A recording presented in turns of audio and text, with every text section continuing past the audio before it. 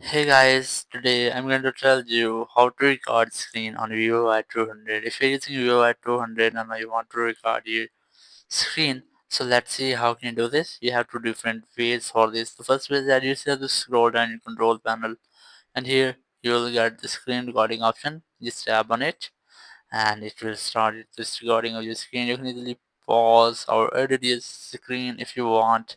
When you have done, just tap on stop to stop your screen recording. It will save it. Here's the second way. You just have to enable a setting. So open settings, just scroll down and look for shortcuts and accessibility. Select it, then select easy touch. Just enable it and it will give you a create or it's just like this. You just have to tap on it when you want to record your screen. Just select screen recording here and it will start your screen recording. You can easily edit your screen with this if you want.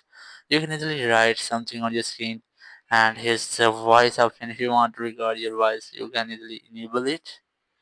So that's how you can easily record your screen on Vivo Y200. Thank you very much for watching the video. Until next video, bye bye.